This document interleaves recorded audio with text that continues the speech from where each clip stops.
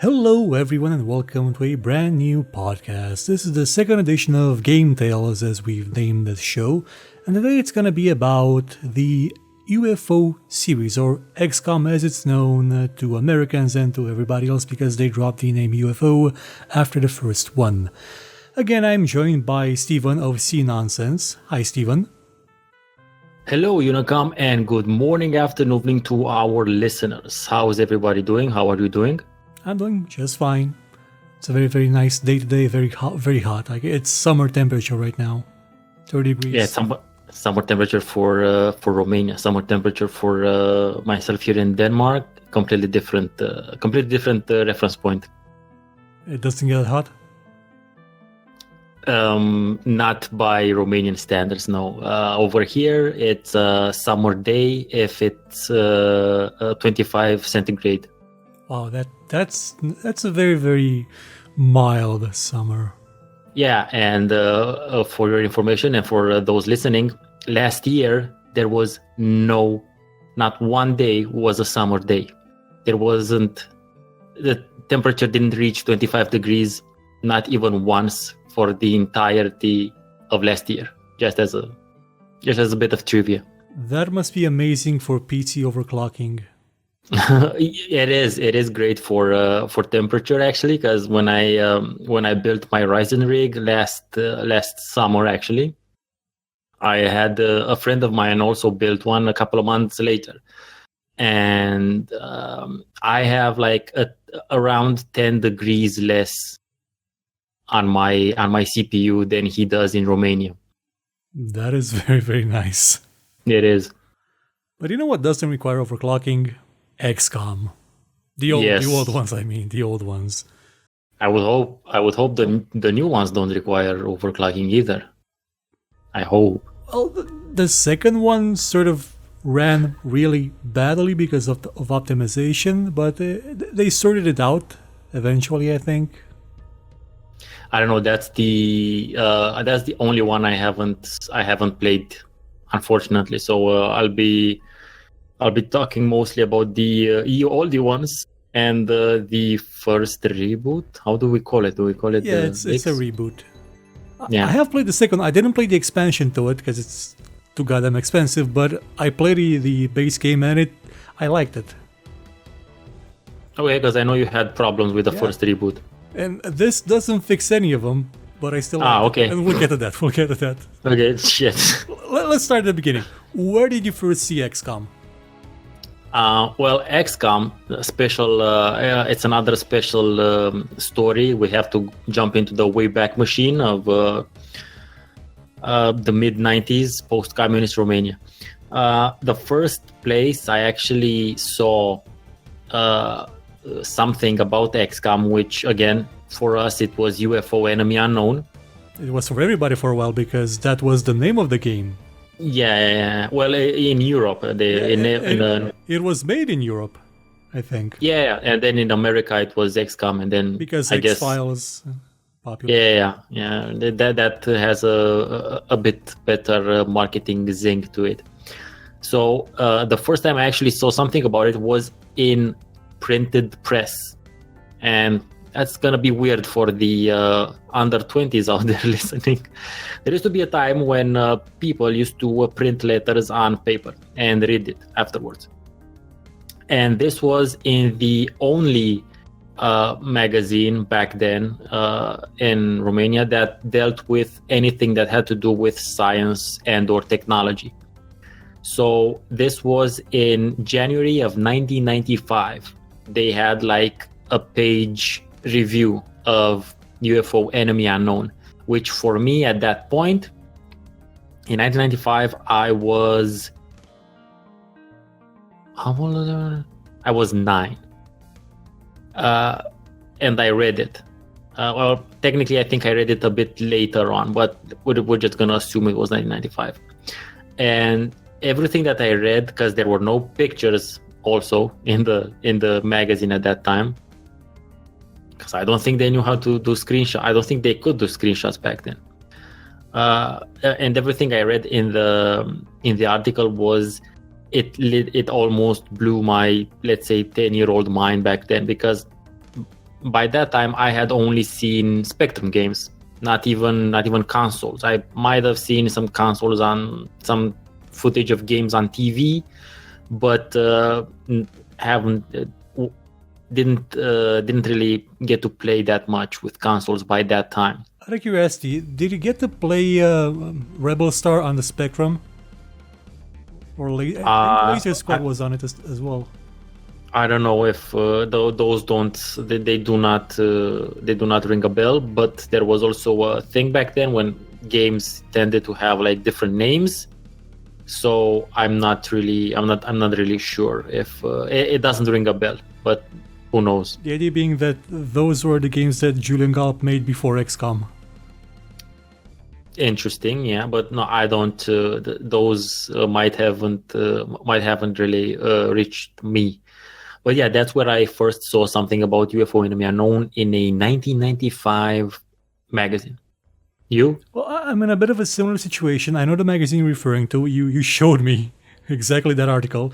But I saw it mentioned in a 2001 issue of Level magazine, where they were talking about one of Julian Gollop's projects. It was Freedom Ridge, Dreamland Freedom Ridge, which was supposed to be a 3D take on XCOM, but without the XCOM license. It was cancelled, but they mentioned the game then and how engrossing the original was, and how people that played it usually ended up looking like the Greys, the aliens. Yeah. When they look in the mirror after like playing it for 7 days straight.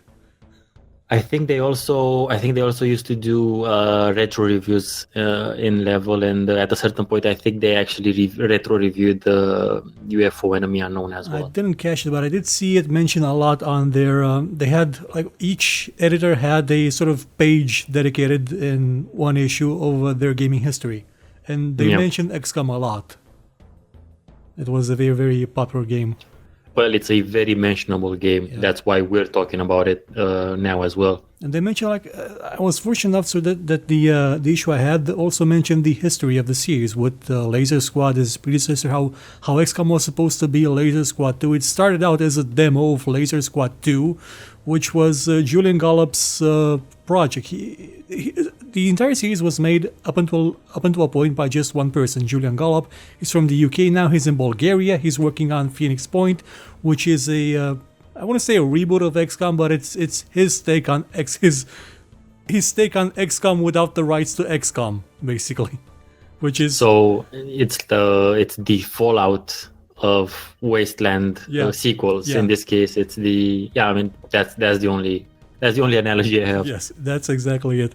And he started by making a lot of Spectrum games. He made Chaos, like just on a computer that he had, and he made Rebel Star Raiders and Rebel Star, which are very, very small tactics games where you control people and move them around and shot things. And the one that really started to take off, Rebel Star did too, in a way, was Laser Squad. It had the crazy idea that you didn't just shoot people. You could decide, should I aim first or not? He saw that in a board game, I think, and decided it was a really neat mechanic to emulate, so he put it in the game. And that turned out to be something like Laser Squad was big-ish back in its day. Well, not big, like not gigantic, but it was notable. And when he took a demo of Laser Squad 2 to a couple of publishers, Microprose said, "Okay, you can do this, but let's name it something more catchy and let's put it on Earth instead of in space." And that's how we got UFO. In space. Well, thankfully, the game was also cancelled at one point because Microprose got bought out by Spectrum Holobyte, and they said, "Yeah, let's cancel that." But the people working on it, like, "Yeah, we're totally gonna do that." Yeah, and they didn't stop working on it. That used to happen so much back, like in the 10, 15, 20 years ago. Like people would just they wouldn't just like we said, people would be like, "Oh, let's cancel this game," and the programmers would be like, "Yeah, sure." Or people would just start making other games, like you could call them clandestine games. That's how Fallout started. Fallout started being developed during the lunch break and then working after hours. So that's something I don't understand how exactly what the I know office, the climate? Office culture back then was, but it was definitely a different sort of beast. Yeah, but it's still in the age of the how Apple used to work, how Atari used to work, where you'd be free to do your own stuff. Like it's how Google sort of thinks it works right now, in a way, because there was that thing with Google. If you work at Google, you have to spend a certain amount of time working on your own stuff. I don't think they do that anymore, but I used to do it back then, and it was very prevalent in video games. I don't either, but I know there's quite a bit of science backing that particular concept. Yeah, because if you just work on one thing, you will eventually get bored with it, and your productivity will just die off. Yep. There was an issue with what's his name? The creator of Doom. I forgot his name. John Carmack. I almost wanted to say Carmageddon or something. No. Sorry. John Carmack. He got into rockets. Like him and everybody at the office just started building rockets in their spare time and started to launch them, like real rockets. And that's a great hobby. And they started. It took off. Pun intended. It took off like a lot. My pancreas. They thought, well, we're doing this like at a sort of professional level. Let's start a company that makes rockets, and they did. And just think about it a bit. That was a bunch of super nerdy guys. Yeah. Who, in order to be programmers at that time, even today, but at that time even more so, they had to know like a crap ton of math and science. Yep. So it was either computer programming or rocket scientist, basically. But the thing is, when they made a company that builds rockets, which was now their main job, they started doing something else in their off time. So the productivity of actually building rockets dropped off a lot. Because they were too focused on it and just started doing other stuff to clear their minds. And then they started making some games, and then it went back and forth. It's a cycle. That's how we got Doom in the end, the last one. When was the first time you played XCOM? I think it was maybe around 99 again, on my ancient AMD 586 DX4. But the thing is, just like with Heroes, pirated game, obviously, no manual, again, obviously. So I didn't actually know how to play the game. It took me, and I shit you not, somewhere around 4 to 6 months of on and off trying to play it in order to understand how the game works. Because if you look at it now, it's not, I mean, you can understand things if you have gaming experience, but back then I didn't really have that much gaming experience. And the game, if you give the original XCOM to someone who has only been playing Spectrum and NES games, it's literally from a different planet. The mechanics and the gameplay layers are structured in such a way that it's like worlds beyond my previous experience back then. So it took me about 4 to 6 months to trial and error, learn how things work, understand what the action point means, understand tactics, understand building, understand everything else, understand all of the mechanics of the game and how they work together. But even then, I was still getting tripped up by the fact that even if you have like decent to good performance in the game, some of the countries will start to either pay you less, or they will break the XCOM initiative or contract or whatnot, and basically I would run out of money and the aliens would win. Until at a certain point, just like literally happenstance, serendipity you could call it, I built more Gauss rifles than I needed, and from a mistake, I wanted to. I don't remember exactly what happened. I just remember it was related to Gauss rifles.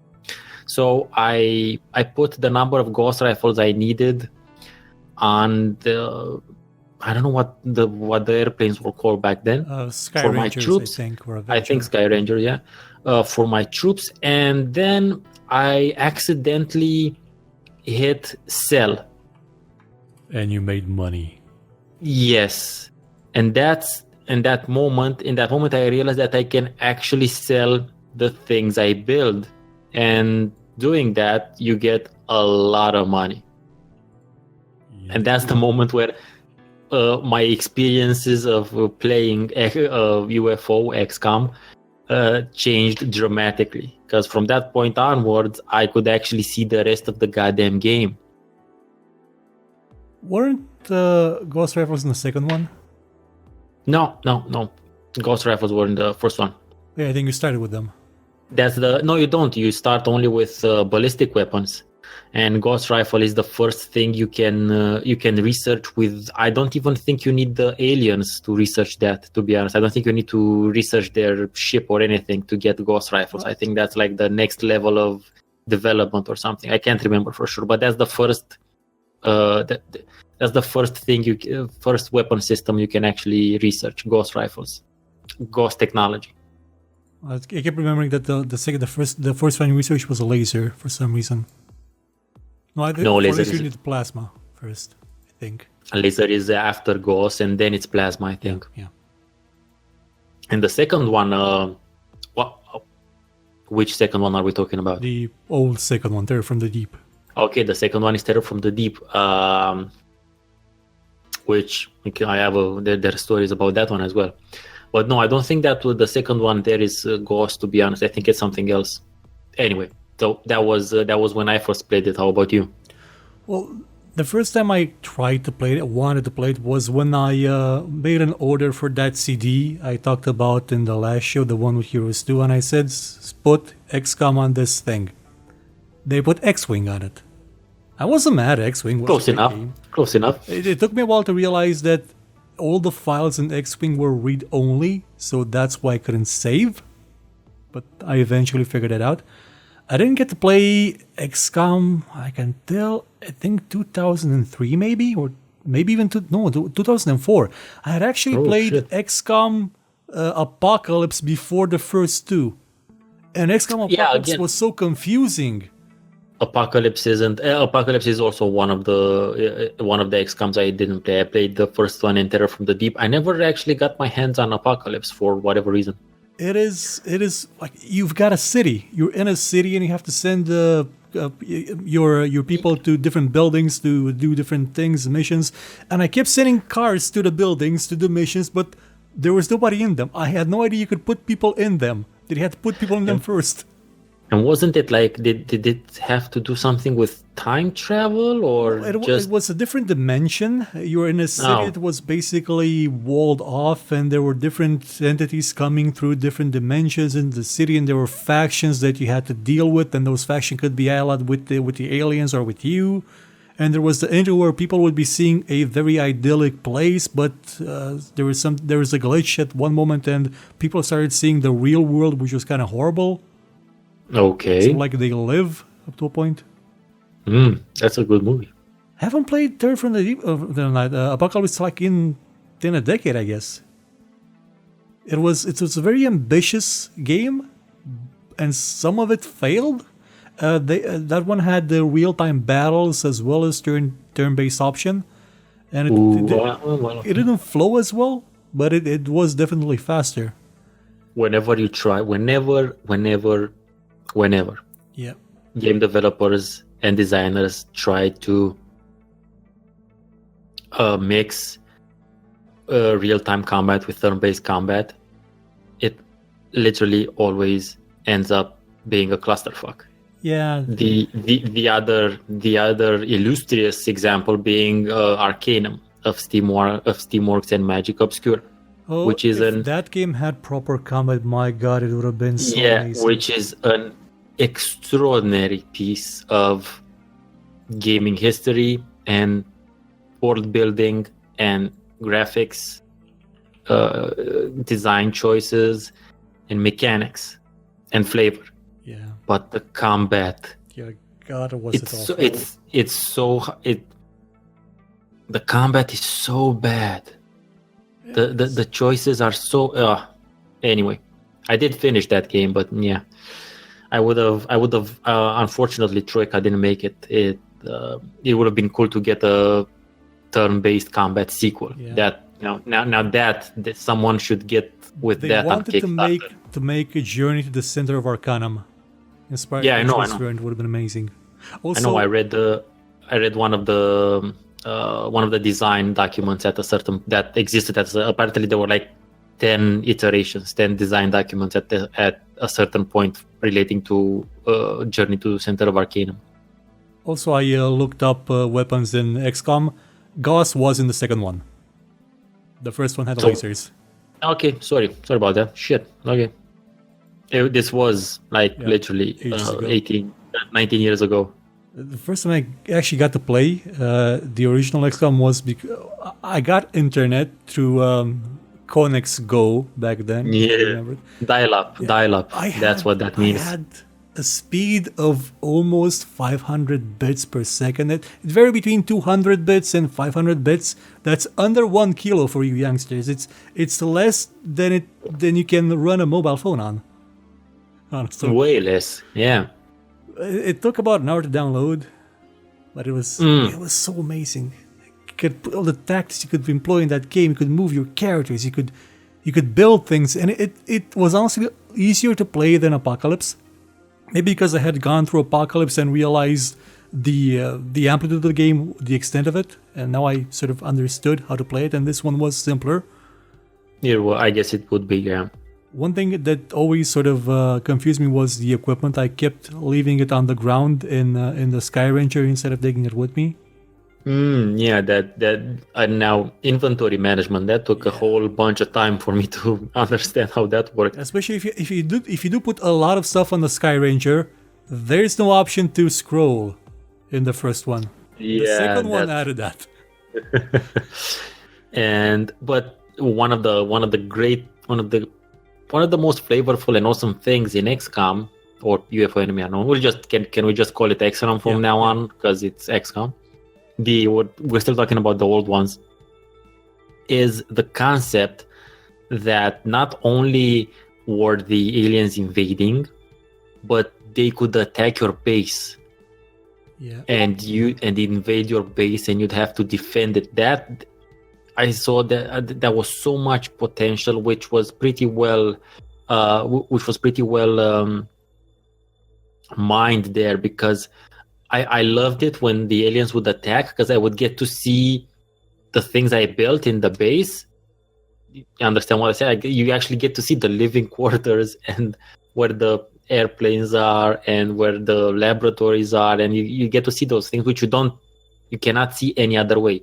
Yeah, you see the representation on the top-down map. Yeah, on the top-down, basically that's a map of what you have in your base. But whenever they'd attack, you'd get to see all of those things. And oh boy, man, if they'd attack and failed, holy shit, the amount of bodies and tech you could get. Yeah, I sometimes got attacked. I got attacked once, and I think I had 3 layers of defenses. I had rockets, I had lasers, and I think I had plasma as well, or whatever else, or whatever the hell. And this UFO got hit by all 3 of those. And I also had the shield, which meant it got hit twice, I think. And by the time they actually landed, and by the time it landed, I only had 3 enemies to destroy, because everything was fucking destroyed, man. Nice memories. Beautiful ones. So, would you say that's one of the best memories that you have about XCOM, the old ones? Yeah. Basically, when the aliens would attack, those were some. I mean, sure, it was nice once I discovered the mental implants and psi attacks, and I would get to finally go. I got to Cydonia and whatnot. And that end screen is definitely super cool, which, by the way, got retconned in the following ones. Just getting attacked by the aliens in your base, that was always... It was so much more interesting than me actually attacking the aliens, because you get to do that in every other game pretty much. But that was the first time when the enemy could actually attack me in my base straight up, and it also allowed me to see what's in my base. So I think that's definitely my one of my favorite memories. Being able to have your base attacked, it's a wake up moment. Like, this isn't like, it is a game, but it's not a game in the sense that it's not easy mode. Like, there is a threat. They're gonna come after you. They're gonna kill you. Yeah, and that's something of a. Until then, there was this disconnect, between what you do. I mean, you as the player, what you're playing as, and the game you're playing, and the things that happened in the game. The enemies were just there for you to go and kill them, but in this case, they were coming for you. So that sort of dynamic kind of shifted something in my mind, and that's why I think the most important part of the game is when the aliens could actually attack you in your base or bases, because you could have several. And they kind of nixed that in the reboot, sadly. Oh well, yeah, what can you do? Yeah. For me, one of the best memories I have is just being terrified of this. Like, no joke. Even in the first one and the second one, especially because underwater it got very dark. Yeah. Night missions in the first one, there was just a field with some houses there, and I just knew that there was a damn sectoid somewhere in a building with a gun. And I would just walk around trying to find them, and that guy, that little alien hidden somewhere, that bastard would kill everyone. Also, or they would mind control the civilians, or spark terror in the civilians, and they would start acting crazy. Or again, there was the kind of Zerg-like motherfuckers who would infest the civilians. So those were weird. But at a certain point, you do get to mind control the insectoids and the greys and the whatnot. So that's a nice. It's a nice escalation of power. Yes, it is. You start out like in Predator, where you basically have a high chance of being mowed down. You start with 16 troopers or 10 troopers in the Sky Ranger on the first mission. I think it's not. I think it's more than 10. You're right, but a lot. But the first thing you do is to actually go through them and just fire the ones with really low action points. That's what I did. That's what I still did in the reboot.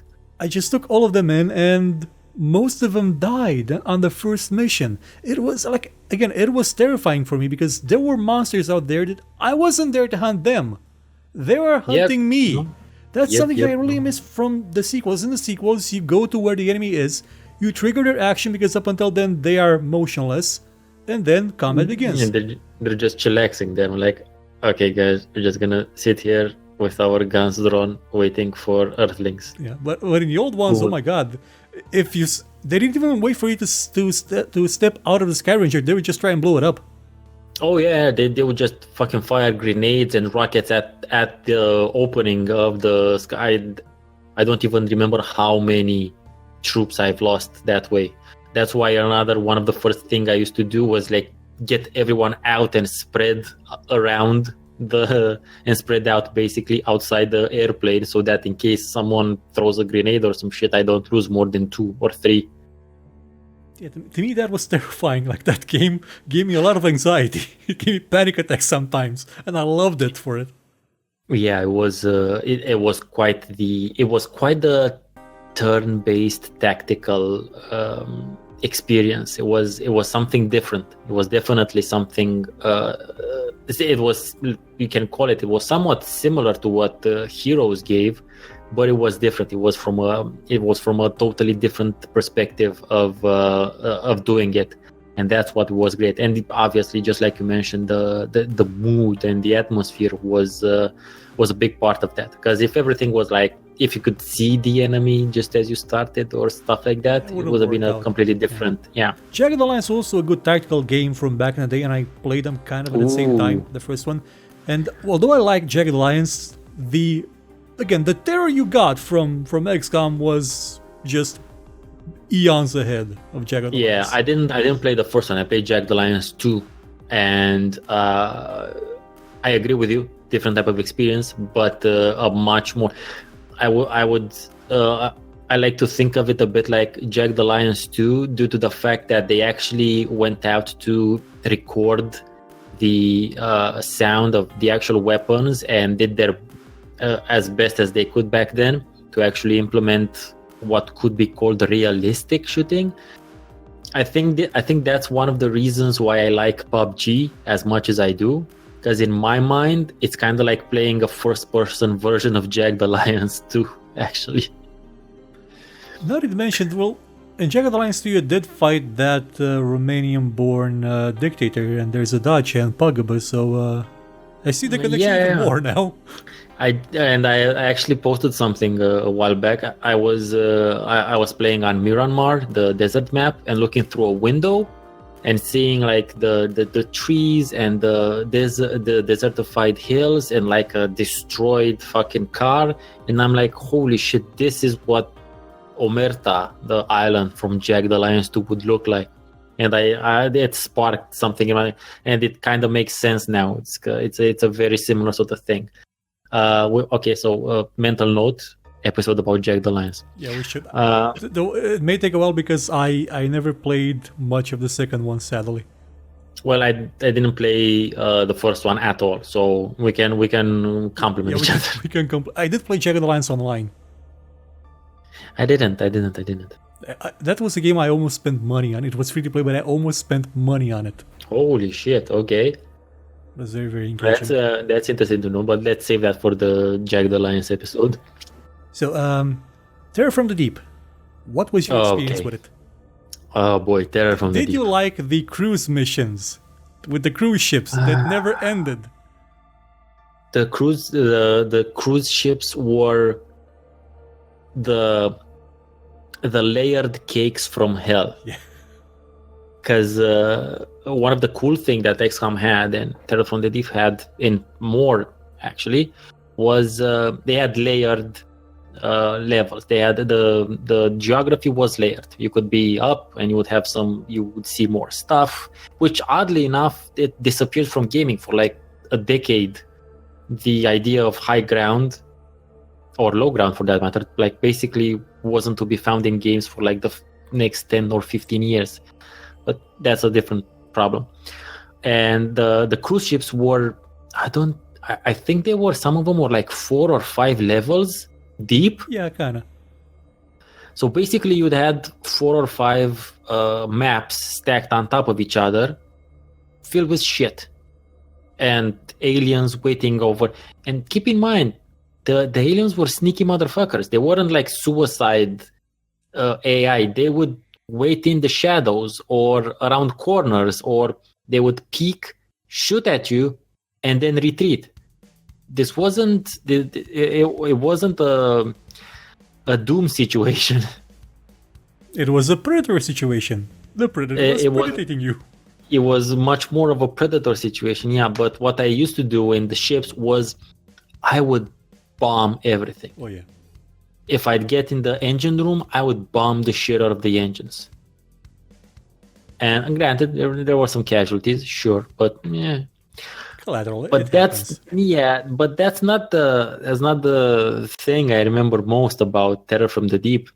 First of all, oddly enough, I played Terror from the Deep on an even slower computer due to various issues. I played Terror from the Deep on a 486, but it worked. It was fine. And I really enjoyed it. I thought it was, come on, it's literally XCOM but under the sea. I mean, that's the short of it. And with more stuff and with improvements. Yeah, but it really worked. I was totally fine with it. It really worked. Like if it was released today, as if the last XCOM was released, if XCOM 2 was sort of at the same level as Terror from the Deep, we would be a bit mad because it really changed much. Yeah, nowadays, but back then it actually kind of worked. Yeah, but I always had a problem at a certain point in the game. the lobster aliens showed up. The lobster And man. the lobster men have incredibly tough shells. The problem isn't that you can't pierce the shells. The problem is you can't pierce the shells fast enough for them not to kill your guys if your guys don't have equal or more powerful armor. And the lobster men, you get to research, and once you research them, technically you should be able to reach the Terror from the Deep equivalent of power armor. But, and this is something that I found out only much, much later, Terror from the Deep, the initial version, came with a bug. A bug which said that unless you research things in a very specific order, you do not get access to power armor. And I never discovered that very specific order.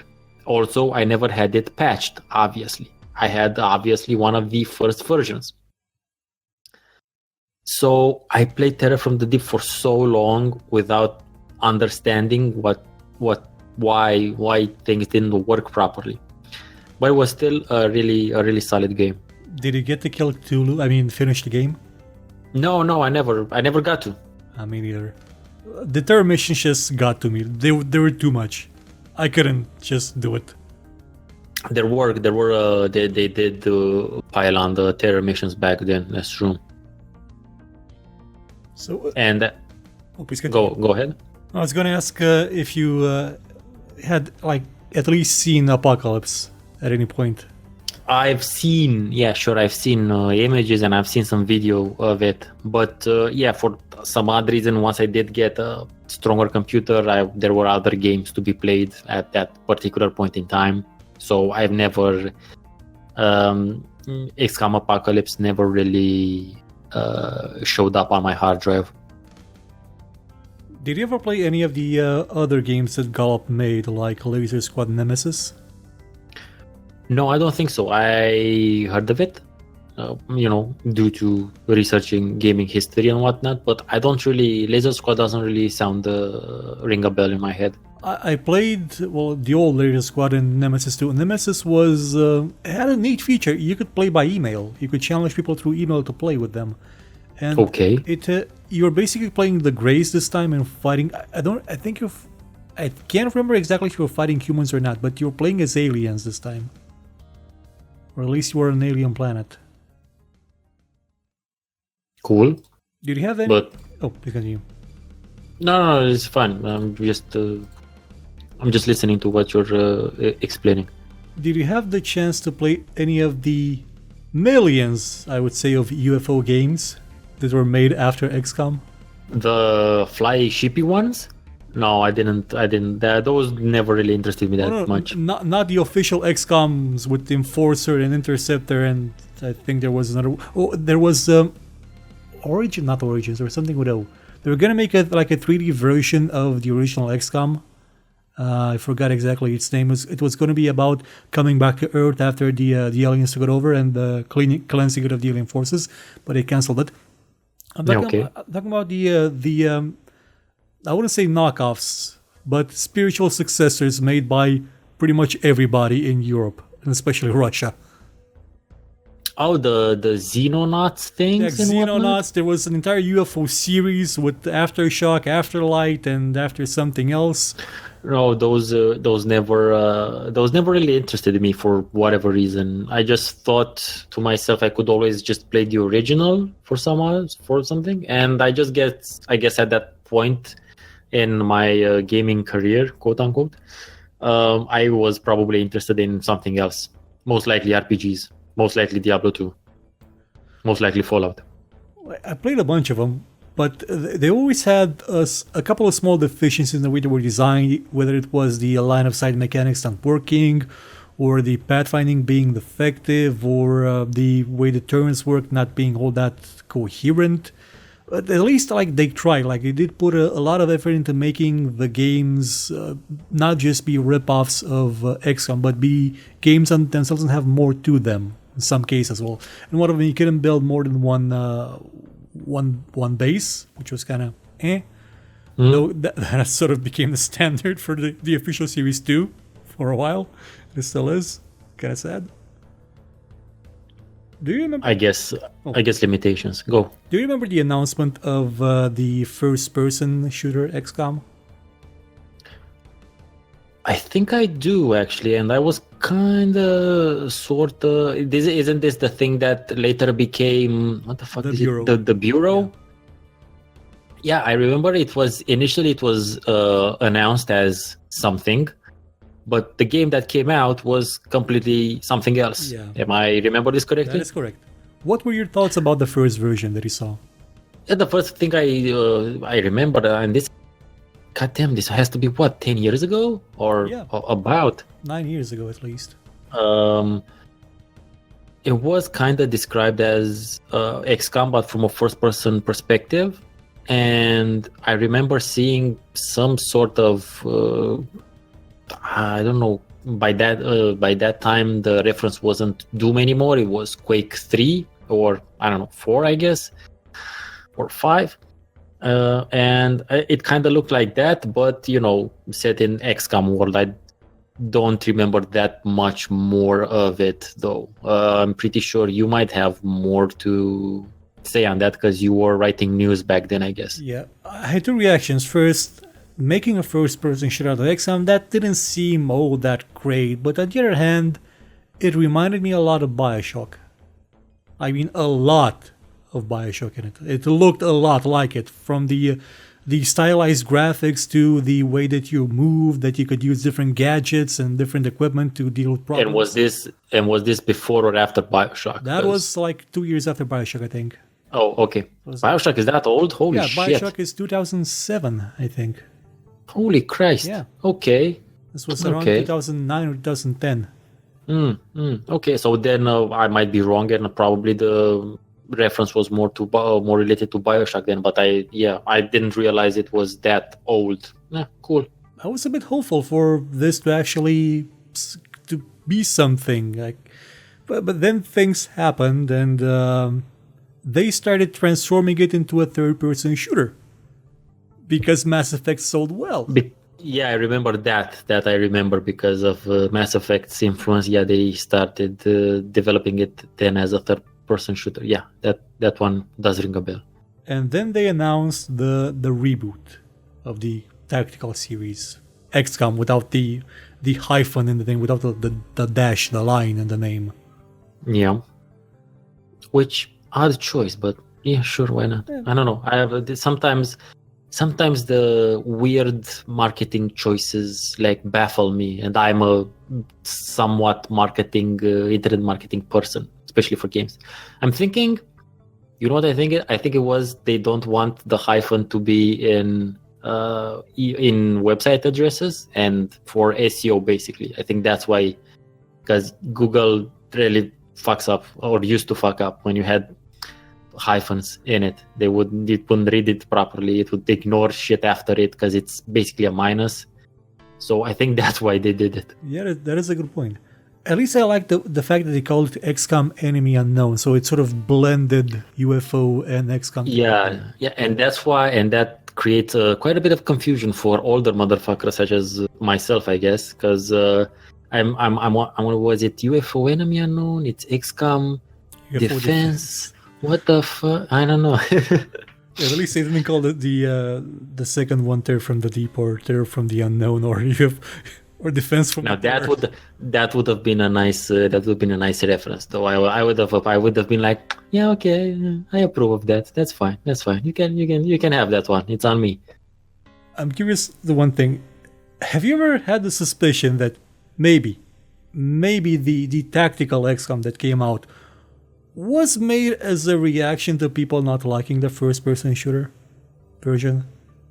Because I still have that suspicion, heavily up on that. I always thought that. I mean, I wasn't. I didn't look into who made it, or I understand. I don't. Did the first person who made the first person game? It was made by. They were all made by 2K. but the different parts of 2K. I think the first person one was made by the Australian version, the Australian 2K. Okay. No, wait. The tactical one was made by Firaxis. I mixed them up. Yeah, that's what I mean. So I think it was in part. Yeah, it definitely was in part as an answer to that, because it had like really bad. But the thing is that they say in their marketing that the tactical game started development sort of before they announced the first person one, and I always kind of call that a bit bullshit, because the state in which XCOM came out, that doesn't seem like a game that was in development for like 4 years. Well, Unicom, that's marketing speak. Yeah. It's, first of all, doesn't have to be true. Yeah, And even if it is true, I can't prove it.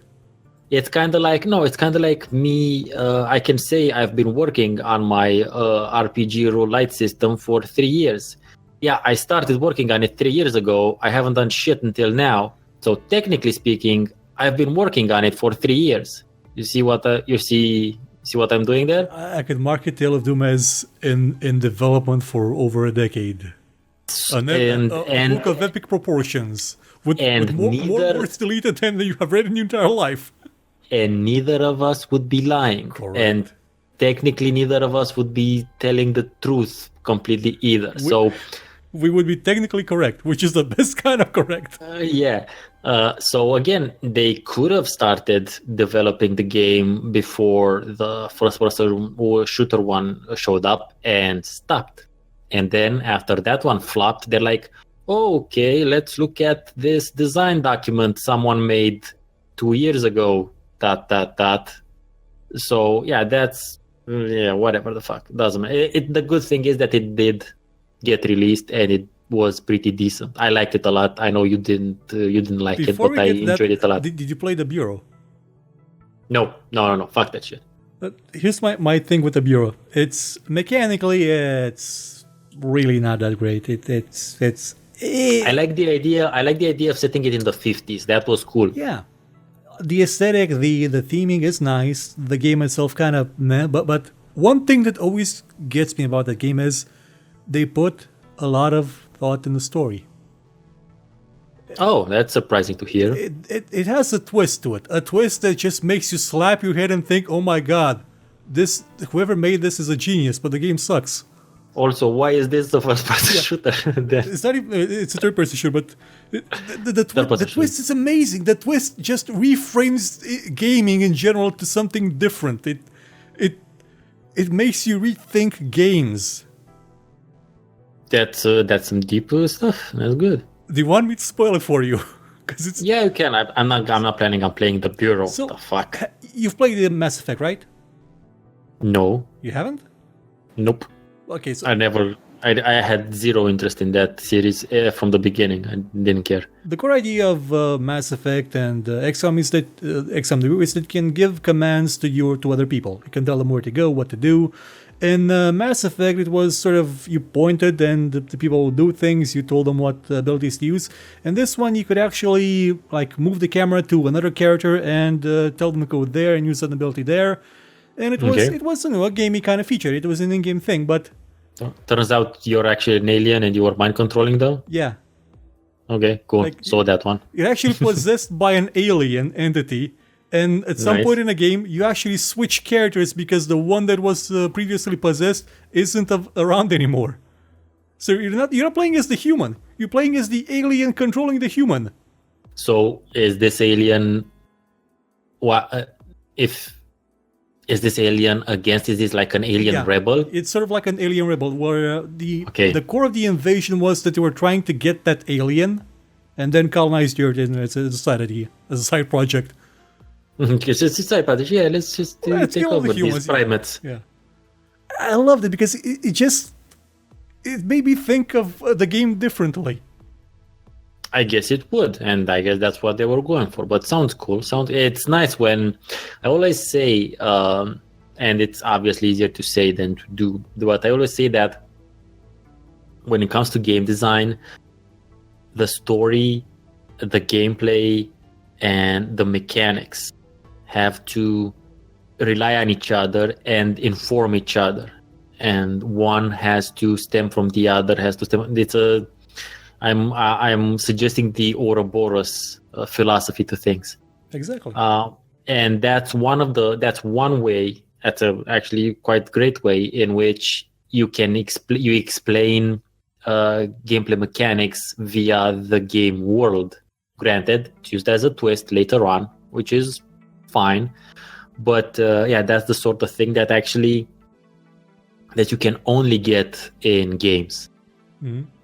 I guess you could kind of get them in like those choose your own adventure books, but yeah, we're talking about games here.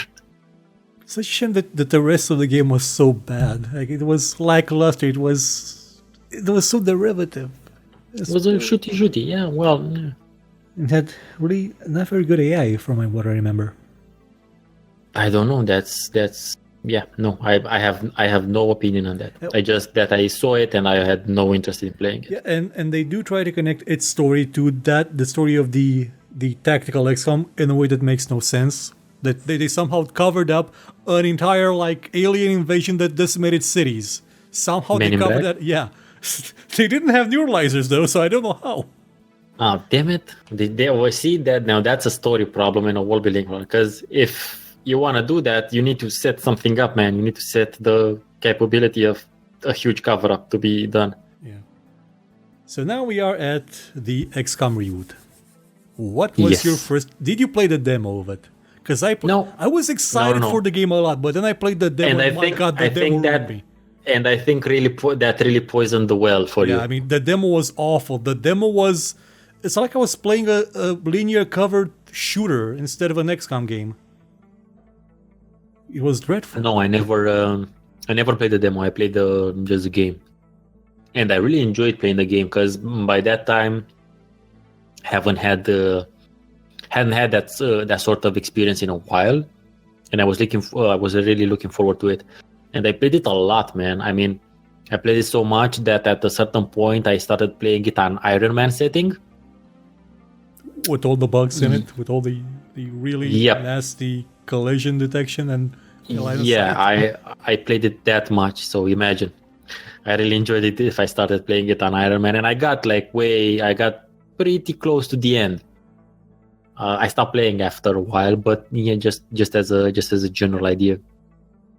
One of the things I liked a lot in the game was that you could change the color of your armor. The customization was nice though. Yeah, and I started color coding my guys, so I know who does what. So, for instance, yellow was an assault soldier, red was the heavy, that sort of stuff. White was the medic. So I color coded my guys so I would easily know who can do what where.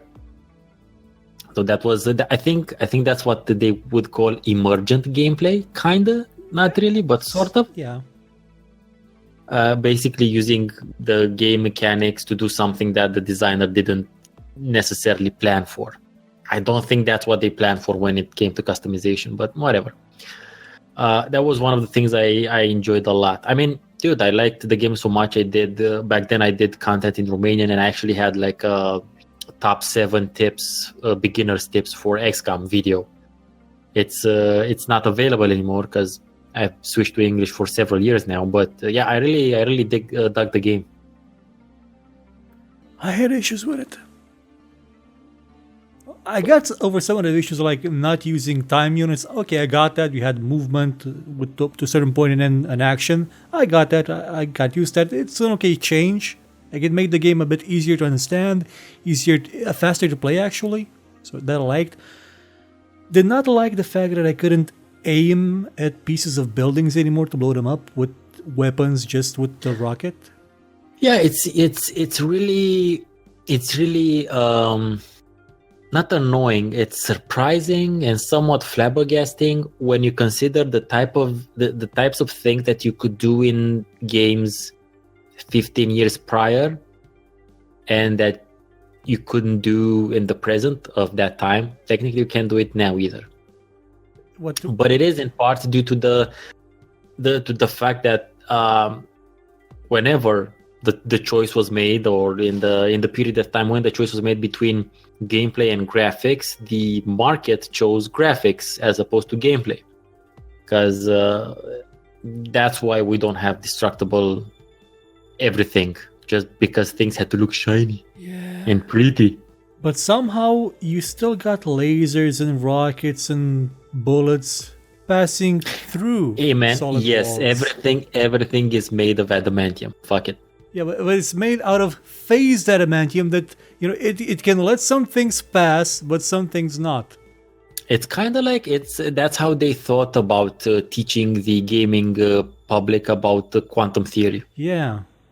It's the magic wall. Sometimes if it's there to make you think you have cover, it's there.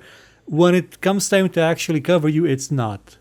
Sometimes you just need to believe, you need to believe in something with all your might, and it exists. It just poofs. What really struck me is that even though this game was 3D and it looked like it was like free form in a way, it's more tile based than the old ones. Because it is because it calculates also the maps weren't the maps weren't procedurally generated, which was a huge thing against the game. I mean, by then that wasn't a hard thing to do. What really struck me is that the way it calculated bonuses to defense, you would stand next to a lamppost, and somehow you would get a defense bonus from an enemy that was like he could totally see you. Like you weren't hiding behind the lamppost; you were standing next to it. I can kick you in the balls, man. Yeah, I can kick you in the balls. Seriously. There's that. And There's that epic screenshot of like a soldier with his rifle right in the alien's face, like face with 95% chance, 40% chance. Oh, okay. Or something like it was really low because technically the alien was on one side of the wall and the soldier was coming from the other side, shooting it, like leaning over.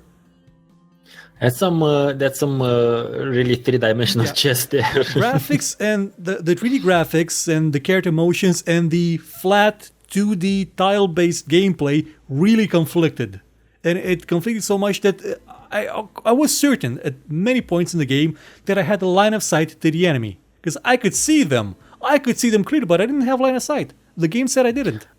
Yeah, it was. I guess I just got around all of those things and considered them quirks or limitations of the game, and I just played within those limits. But you're right. You have. I'm not saying you're not right. But the thing that really, and I'm not saying I'm not saying the game was good. I'm saying I liked it a lot. The thing that really set me off, or two things set me off, was one was the characters. Oh my god, I wanted them to shut up so much. I wanted the base to be invaded and all of them to be killed. The German scientist chick.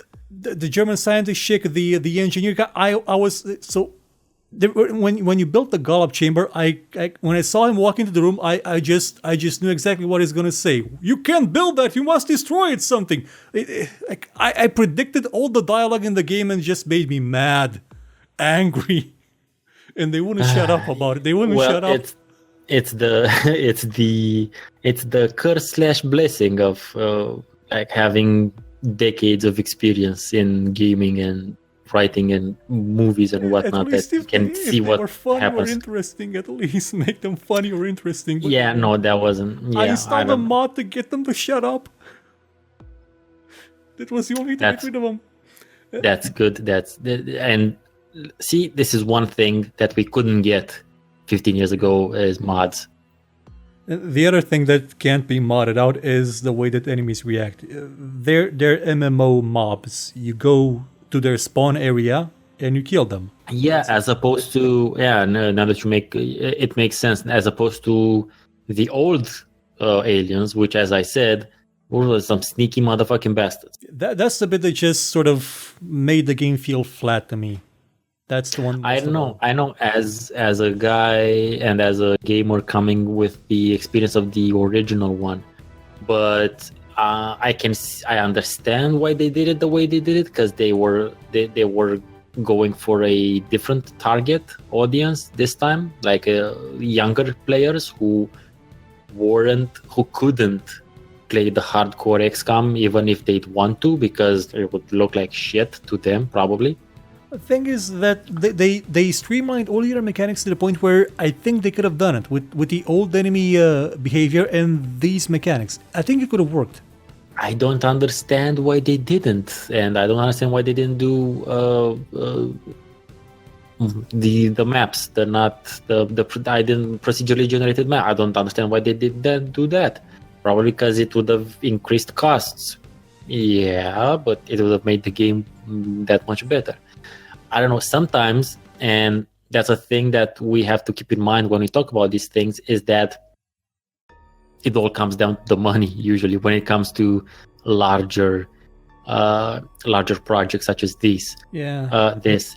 So, at a certain point, there's only so much money that can be spent in so little time, and then they need a return on that investment, and so things get chucked out, bugs get left in, and yeah, it's a problem and it's shitty, and we shouldn't stand for it, but we also kind of have to understand that not everyone, and I don't think the designers actually, I don't think any designer makes the game intentionally bad. Releases the game they want to release. Yeah. You understand what I'm saying? I know, I published a book that's kind of crap, I mean, until I corrected all the mistakes in it. So at a certain point they have to do it because they are pressed by other circumstances. Again, that doesn't mean it's right or it's wrong or anything. It just means that something that we have to take into consideration. So they should have added procedurally generated maps, but maybe that would have put them way over budget and they had to get the game out and whatever the hell. But the game itself is still quite playable. It's above decent as far as I'm concerned, and it was quite successful. Oh, very successful? Am I not right? So I don't know how the second one is. So this is where you come in and say if they fixed or not fixed or whatever the fuck they did with the XCOM 2. Here's the thing about XCOM 2. They did not fix absolutely anything. All the problems are still there. All of them. But they added in so much stuff, and I mean mountains of content that just makes those problems seem like nothing. You have now so many weapons that can just blow up half a map that not being able to target terrain with normal weapons doesn't seem like such a problem anymore. That's one way of going around the problem, sure. And they added the concept of stealth where you can have a character that can go in and out of stealth with certain perks. So you can have a character move around the enemies, and the enemies don't get a free turn anymore out of magic. So kind of like, what was the guy's name from Deus Ex? Adam Jensen. Yeah, so kind of like Adam Jensen, if he puts all his points into the stealth suit upgrades. Yeah, but yeah, that's the thing I forgot to mention my rage about. Why do the enemies get a free turn, and how can they see you when you see them? Maybe it's because they're psychic, right? I don't know. We can assume we can create like an in-game or a meta sort of explanation for it, but I just saw it as chess.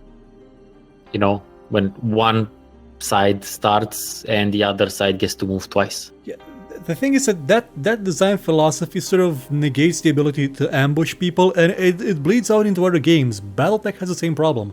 I can lock sensors onto an enemy mech, and then I thought, okay, I locked sensors, so that must mean that I get to shoot them. No, then the battle phase begins.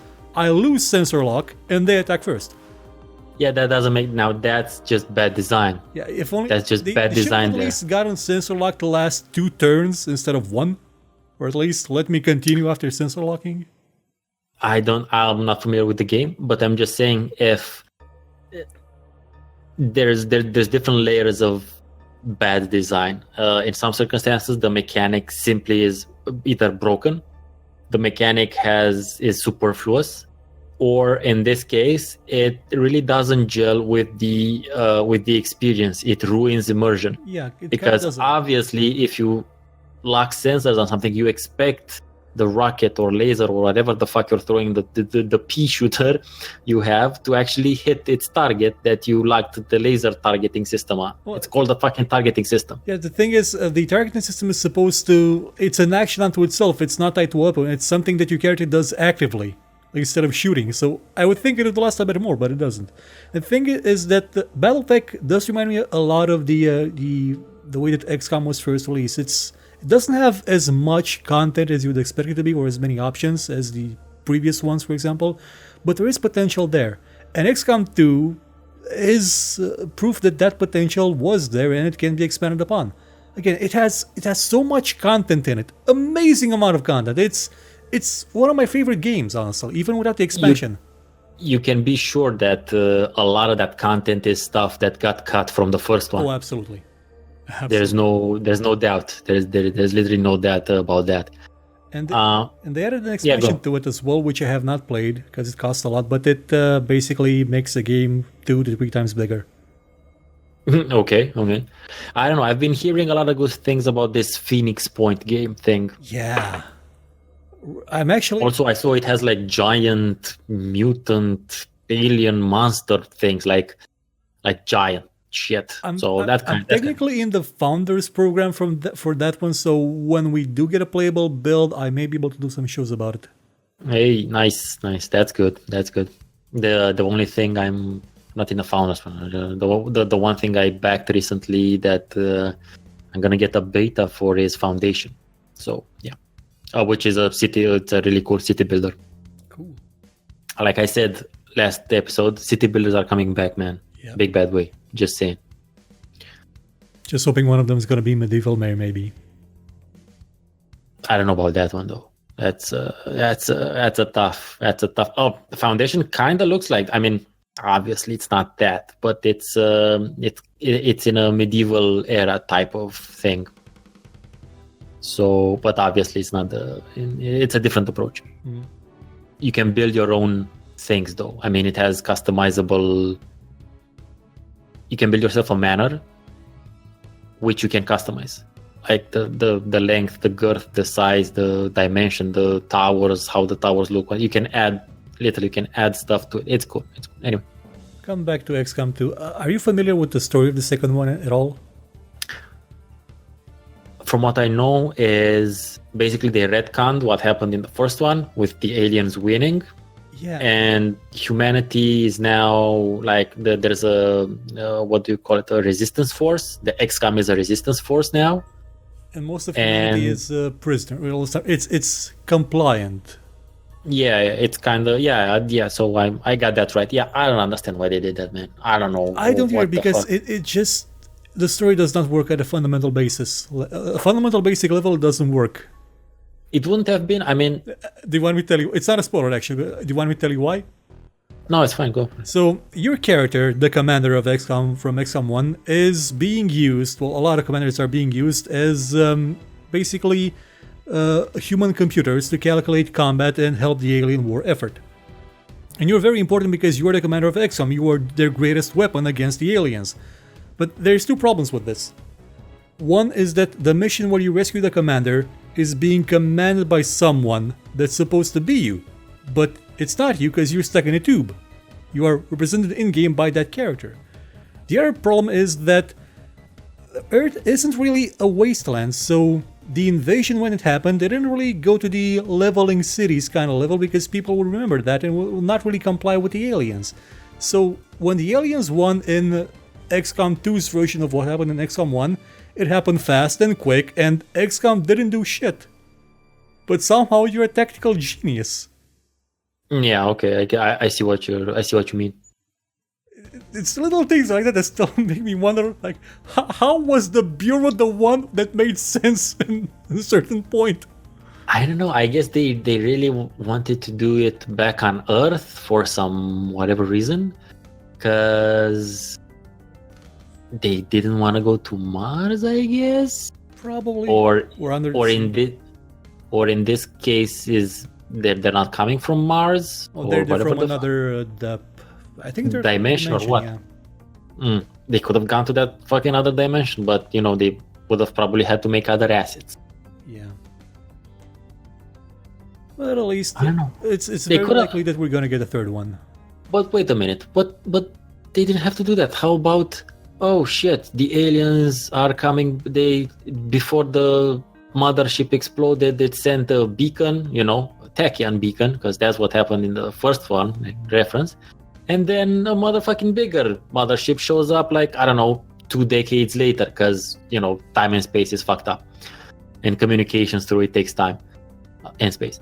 So they could have just redid the same thing, but on Earth, later, who is being invaded again by tougher fucking aliens. Yeah, it would have been literally a rehash, but you wouldn't have fucked up with the fucking continuity. Yeah, and it would have made sense because there's already a progression of technology from the first one to the second one. A big one. So it would have fit. I mean, I understand why they might have wanted to do it from a storytelling perspective, because that's always cool. You always want, you need an underdog. And in this case, the humans have to be the underdogs, and they're not only underdogs, but they're underrun and they're subjugated. Yeah, but they still could have done this with the second invasion being a lot more successful than the first one, to the point where you had no chance. I know they could have made the invasion be super subtle, Ooh. Yeah, they the first infiltrate. One had the expansion with the men in black, or what were they? What were their names? I don't know. The first one had a third faction of what were they called? People who worked for the aliens? Exalt. Yeah, they were called Exalt. Okay. Yeah. So they could have went with that, and did what they sort of did, but not really. Like in the first ones, where they would infiltrate the political systems and leadership and change stuff, and then they could still get to where XCOM 2 starts, sort of, but without the retcon. They could have just said, "Oh, bigger fuckers appeared. XCOM was annihilated." They knew about XCOM, so they somehow annihilated it. When fine, would go for it. And now they're rising from the ashes. Project Phoenix Com. I don't know. We're just giving them ideas now. I wonder what they're going to do with the third one. Because there's going to be a third one. Are you sure? I mean, it's something that's been announced, or... It's made a lot of money. A whole lot of money. To also? Yeah, the expansion for it is a bestseller, and it costs about as much as a new game. Okay. There's going to be a third one. This is going to be a Civilization type of periodic new editions. Well, I'm wondering now. I don't think they're gonna... I mean... I think they're gonna keep the approach with the mistakes you mentioned. I don't think so, because the engine is at its limit. Like with the last expansion, they almost broke the engine because they can't fit anymore in it. They need to make new technology for it. Something also, that's Phoenix, not Unreal 3 based. Also, Phoenix Point is out, so they're gonna have to compete with that. It's gonna be an interesting time. Let's see what else. Well, for Triumph isn't really... Oh, there's Xenonauts. Yeah, Xenonauts. Xenonauts 2 is going to come out in a year or two. Have you played it? No. But I remember reading about it. I'm pretty sure you played it, though. It's 1980s, 1970s XCOM, but there's no psi powers in it because they didn't have the money to put them in. But it's amazing. In terms of mood, it's like the old XCOM because you are utterly outmatched. You have M16s and you're like, yes, comrade. What have we do with it? Just take AK and throw at alien. Yeah, and they have lasers. It still had some problems with because it's 2D. It had problems generating line of sight when there were obstacles that were at the sort of midpoint height, so it would treat something that was like two tiles high as if it was 10 tiles high when calculating line of sight, but it did work on it, so it has improved. And the next one's going to be 3D, so it won't have the problem, I hope.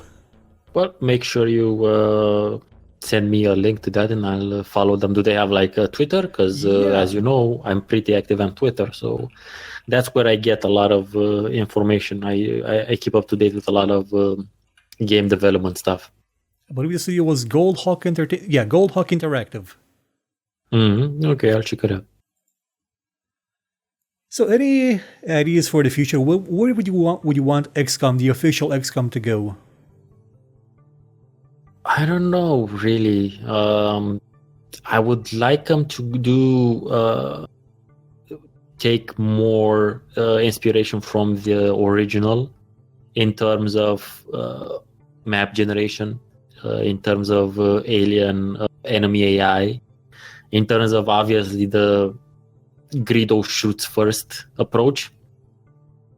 So maybe they should work on that a bit more.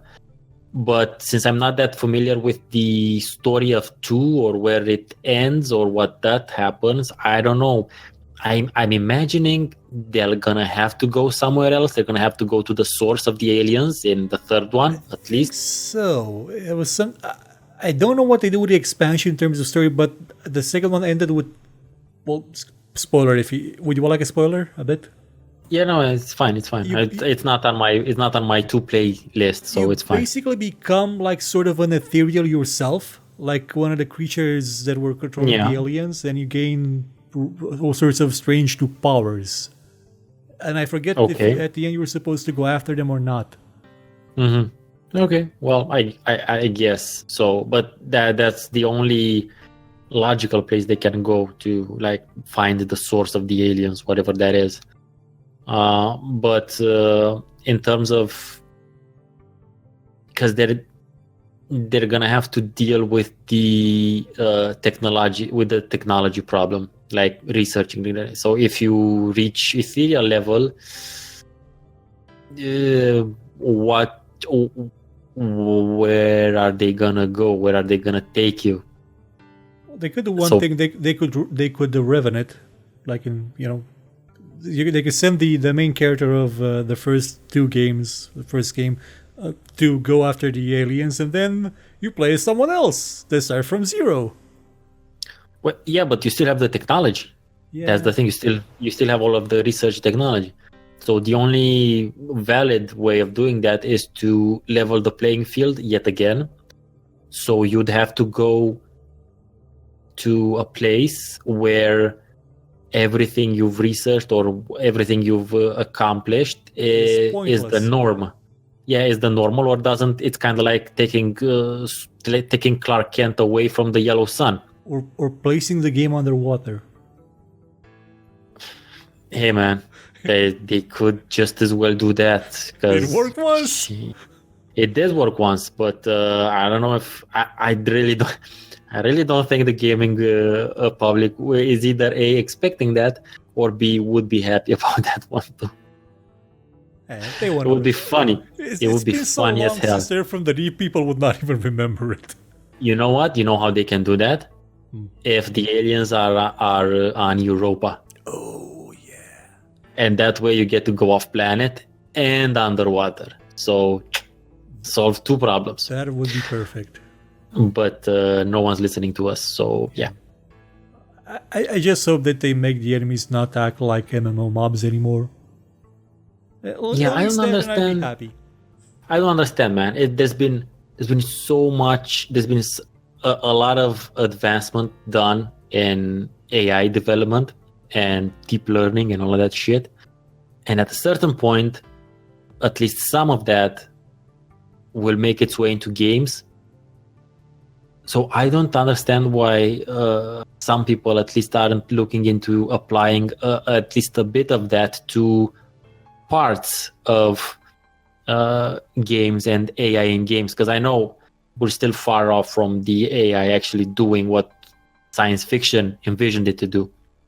But I think you can have some AI in charge of, like the little things for which you would normally have an algorithm. How about you put an AI to do that and see what happens? Yeah, and if it's an issue of processing power, it's okay. Games are online only right now, even the single player ones, so they could do that. Like the Xbox One even had it was sold with the idea that you could use the Xbox Cloud to accelerate games, which was never a thing actually. It was just the RM. Ooh, space age. Yeah. Yeah. So no, I don't know about the. It would be nice to have when you play against the AI to get like an almost a human-like or a human-level type of challenge. Yeah, That would the be problem cool. is an AI, unless it's told, yeah, stop here, it's gonna be a try hard. And nobody likes a try hard. Again, yeah, point taken. But I don't know. I'm just thinking a bit farther on. Any closing thoughts? Unfortunately, I don't think. I mean, the first one, UFO Enemy Unknown, XCOM, the first XCOM. I don't know if it's actually playable for a modern audience. Well, it does have a lot of interface problems, but there's mods for it that just fix it completely. Okay. So if there is a lot of interest, if someone's listening to us and doesn't really know what we're talking about, maybe you should point them into the right direction regarding mods and how to do that. Open XCOM. It's an open source implementation of the game. It fixes all the horrible problems with the interface that you would have playing the original. Okay, so that will be the final thought. If you like this, if you like the modern XCOMs and you fancy yourself a retro-ish gamer or a hardcore gamer, go and play the original one with the fixes that Unicom mentioned. Open XCOM all the way. Yes, and come back and tell us what you thought in the comments. That will be I think that's the final thought. Play the old one. Yeah, absolutely. Go play the old one. You'll be amazed how good it was. It technically still is. Yeah, it is. Well, that ends the another edition of GameTales. How long was this one? 1 hour and 20 minutes. Okay, shit. I think we need to we need to keep them a bit under an hour and 50 minutes. A bit shorter. So anything interesting coming up on your channel next? Not really. Depending on, you have any idea what's going up? Monday. Okay. Well, also Monday I'll be releasing my Heroes of Might and Magic 2 retro review sort of thing. So I know I talked about it last week, but due to some other things, I didn't get to get it out this past week. So Monday after or before this shows up, I'll also have my Heroes of Might and Magic 2 video up. And in case people are listening and are on Twitter, they should check me out on Twitter, because that's where I spend a lot of time. I tend to be quite active on Twitter. I'm at Steven Nonsense. It's not that difficult. You can always find links to all of my social media from my video descriptions. And that's about it. We're gonna have to start thinking about next week's subject. Yeah, we should do that soon. Mm-hmm. Till then, happy trails, and beware the alien hidden in a barn. They are very deadly. Yeah, they have grenades and shit. And see you next time. Goodbye.